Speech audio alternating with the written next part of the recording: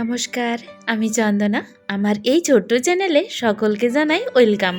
বন্ধুরা, তোমরা যে যেখান থেকে আজকে আমার এই ভিডিওটি দেখছো, আশা করি সকলে তোমরা খুব ভালো আছো, সুস্থ আছো, আর আমরাও বেশ ভালো আছি। আজ বৃহস্পতিবার, নতুন দিনে নতুন সকালে আবারও একটি ভিডিও নিয়ে চলে এলাম বন্ধুরা তোমাদের মাঝে। তো না স্কিপ করে পুরো ভিডিওটি দেখার অনুরোধ রইল। রোজকার মতো আজকেও ভোরবেলা ঘুম থেকে উঠে পড়েছি, আর উঠেই কিন্তু কাজকর্মে লেগে পড়েছি। 1 মিনিটও সময় কিন্তু অপচয় করা যাবে না।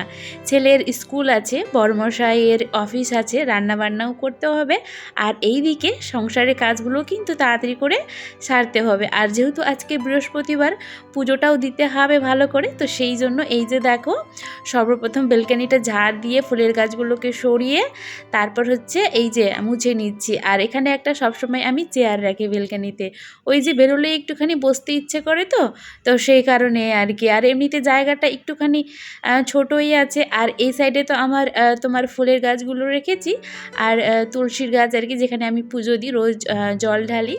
আর ঠিক তার উল্টো সাইডে একটা আমার গ্যাস থাকে, তার সাথে গ্যাসের চুলো থাকে, মানে বড় চুলোগুলো আর কি, বড় ওভেন যেই বিয়ে বাড়িতে ব্যবহার করা হয় কোনো অনুষ্ঠানে।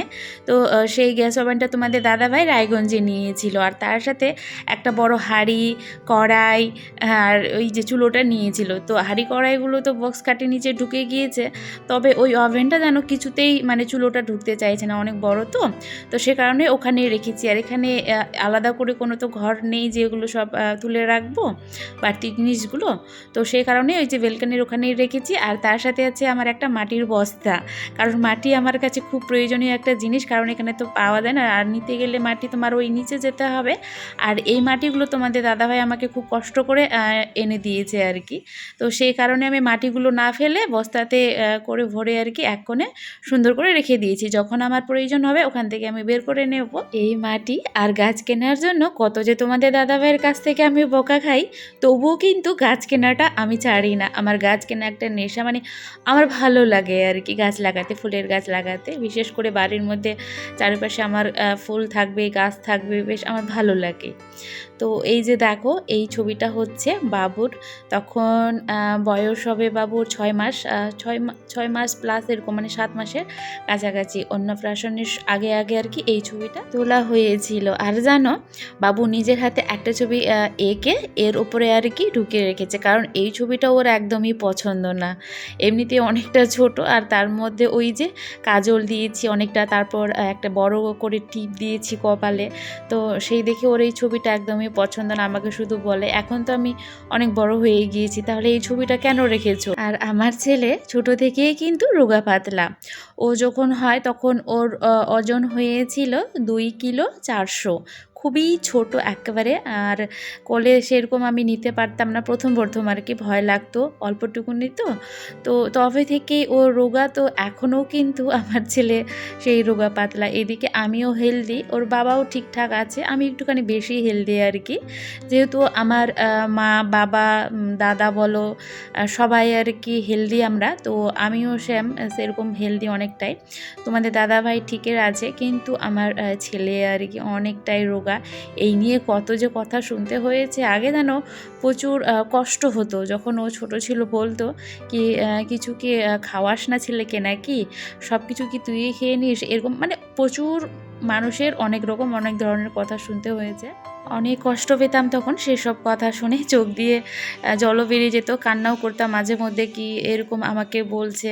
তো তোমাদের দাদা ভাই আমি প্রচুর চেষ্টা করেছি দুইজন মিলে, কি যে যেটা বলেছে বাবুকে সেটাই আমরা খাইয়েছি, সেই ডাক্তারের কাছে নিয়ে গিয়েছি কি কেন এত রোগা, হেলদি কেন হচ্ছে না, মোটা কেন হচ্ছে না। তো প্রচুর ডাক্তার দেখানোর পর রায়গঞ্জে এক ডাক্তারবাবুকে দেখিয়েছিলাম, তখন আমাদের জন্য প্রচুর বকা দিয়েছিল কি এত মোটা করার জন্য কেন উঠে পড়ে লেগেছো, ও যে রোগা পাতলা, ওর কি কোনো অসুস্থ, ও কি ওর শরীর কি খারাপ, কি ও দুর্বল, কিছুই তো না, ও তো বেশ ভালোই আছে, তাহলে ওকে মোটা করার জন্য কেন উঠে পড়ে লেগেছো। তবে থেকেই সেই পাগলা মোটা কিন্তু আমরা আর করি না যে ওকে মোটা করাতে হবে, এটা খাওয়াতে হবে, ওটা খাওয়াতে হবে, এই ডাক্তারের কাছে নিয়ে যেতে হবে। সময়ের সাথে সাথে সব এখন ঠিক হচ্ছে, যেমন মানুষজনও আর কিন্তু সেরকম আগের মতো এখন আর বলে না কি ও কেন পাতলা, সব খাবার কি তুমি খেয়ে নিচ্ছ, ওকে ঠিক মতো কি খাওয়াচ্ছ না, এই ওই, কারণ এখন আমার সেসব শোনার আর একদমই সময় নেই।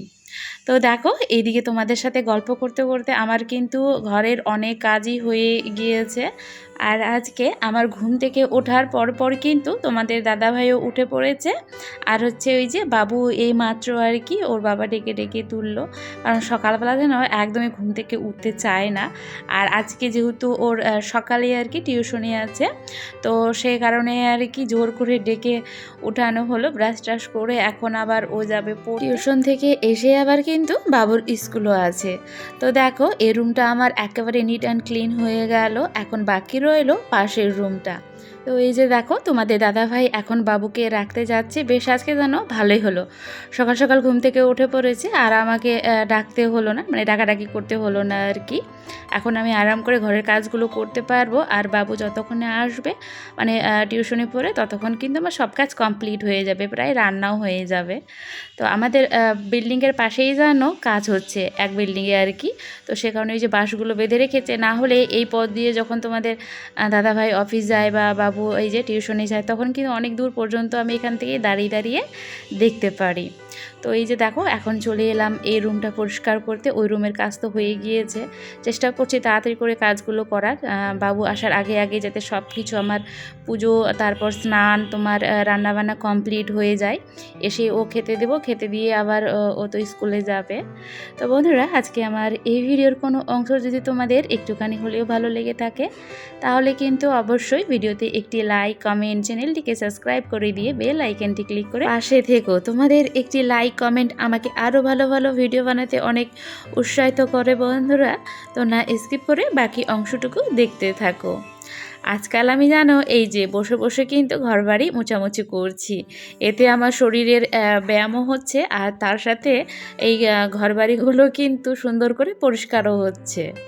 তো চলো আমার এই রুমটা মুছলেই কিন্তু একেবারে সংসারের সমস্ত কাজ কমপ্লিট, এখন শুধু বাকি রইল তোমার ওই স্নান করে পুজো দেবো এখন, তারপর হচ্ছে তোমার ওই রান্নাবান্নার কাজটা কিন্তু এখনও বাকিই আছে, আর বাবুরও আসতে দেরি আছে। তো দেখো ভোরবেলা ঘুম থেকে উঠে কাজ শুরু করেছি বলে একেবারে সকাল সকাল কাজ কিন্তু পুরো কমপ্লিট হয়ে গেল, এইদিকে আমার স্নানও হয়ে গেল, এখন শুধু ওই পুজোটা দিয়ে তারপর হচ্ছে ভাত বসাবো। তো এখানে এখনও জানো ঠান্ডার ক্রিম লাগাতে হচ্ছে, এইদিকে আবার মাঝে মধ্যে গরমও করছে, আবার তোমার শীতও করছে, সে কারণে ওই তোমার ঠান্ডার ক্রিমটা কিন্তু এখনও ইউজ করছি, গরমের ক্রিমটা এখনও কিন্তু সকালবেলা করে বিশেষ করে ইউজ করা যাচ্ছে না। তো দেখো চলে এলাম এখন ভাত বসাতে, এইদিকে তোমার ভাত বসিয়ে তারপর ধীরে সুস্থে আর কি পুজোটা দেব। জল যতক্ষণ ভাতের গরম হবে ততক্ষণ এই যে এই আমার হচ্ছে মানি প্ল্যান্টের গাছটা আর কি একটুখানি ধুয়ে তারপর জল দিয়ে নিই, রান্না করে রাখছি তবু জানো এত তাড়াতাড়ি জল আর কি মাটিটা শুকিয়ে যাচ্ছে, রোজই কিন্তু তাকে জল দিতে হচ্ছে। ওই যে রান্নাঘরের পাশেই যে জানলাটা আছে সেখান থেকে কিন্তু প্রচুর রৌদ্র পাওয়া যায়, আমার রুমে মানে রান্নাঘরে বিশেষ করে আর কি তোমার প্রচণ্ড পরিমাণে রৌদ্র ঢুকে, সকালে রান্না করলে তো ভালোই, কিন্তু এই গরমের দিনে দুপুরবেলা রান্না করা একদম ওখানে মুশকিল, কারণ দাঁড়িয়ে থাকা যায় না এত পরিমাণ রৌদ্র।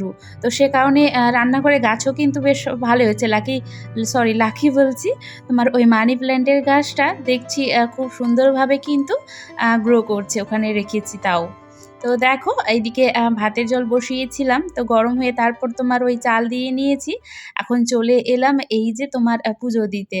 এই গাছটা যেন আমার রোজই ফুল তুলি, তবুও কিন্তু পুজো দেওয়ার জন্য আমাকে ফুল বেশ কয়েকটা কিন্তু রোজই দিচ্ছে। ভাবছি আরও বেশ কয়েকটা ফুলের গাছ কিনে নিয়ে আসব, তবে তোমাদের দাদাভাইকে কিন্তু আর নিয়ে যাব না, ওকে নিয়ে গেলেই বোকা দেয়। তো আমি একদিন সময় করে যখন বাবুকে ওই টিউশনি মাঝে মধ্যে আমাকে রাখতে যেতে হয়, তো তখনই হচ্ছে বাবুকে রেখে তারপর ফেরার পথে আমি কিনে নিয়ে আসব।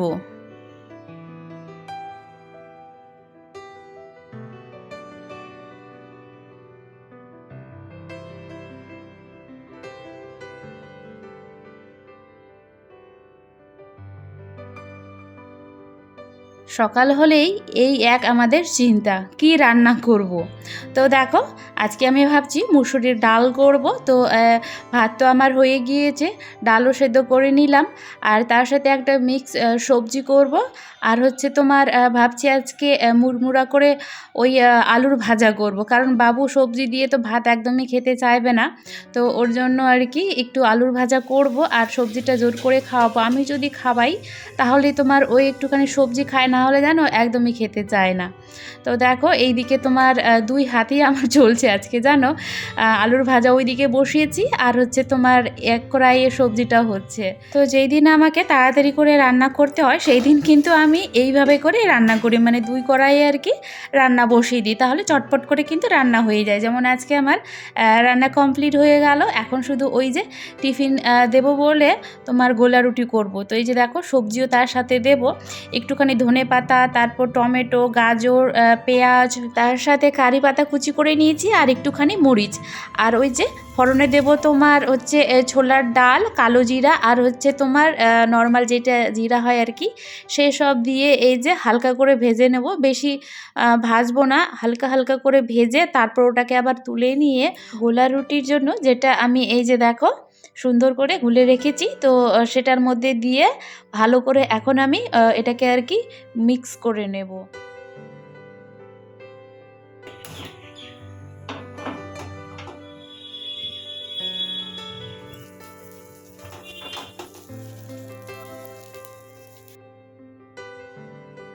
এই যে তেলটা দিলাম, এই তেল দিয়েই কিন্তু সব আমি হচ্ছে তোমার গোলা রুটিগুলো বানাবো। বেশি তেল দিয়ে আর কি করব না, এখানে তেলও ইউজ করা যায় বেশি করে, কিন্তু আমি অল্পটুকুনি তেল দিয়েই আর কি সবগুলো ভেজে নেব। তো এই যে দেখো যেমন দেখতে সুন্দর হয়েছে তেমন কিন্তু খেতেও অনেকটাই টেস্টি হয়েছিল। এই যে দেখো 3টা পরোটা, পরোটা তো না, গোলা রুটি আর অনেকগুলো সবজি নিয়ে খেতে বসে পড়লাম। তো মানে দাদাভাই অফিসে, বাবু চলে গেল স্কুলে। তো বন্ধুরা তাহলে আজকে রুটি খেতে খেতে ভিডিওটি এখানেই শেষ করলাম, আবারও একটি নতুন ভিডিও নিয়ে আসবো। ততক্ষণের জন্য সকলে তোমরা খুব ভালো থেকো, সুস্থ থেকো আর অল টাইম হ্যাপি থেকো। এই যে দেখতে না, শুনতে পাচ্ছ গাড়ি ঘোড়ার আওয়াজ, এত আওয়াজ আসে যখন আমি ওই যে তোমার বিশেষ করে বিরক্তবোধ তখন হয় যখন আমি ভয়েস দিই আর কি, যখন আমি ভিডিও এডিট করি। তো তাহলে আজকের মতো বাই বাই।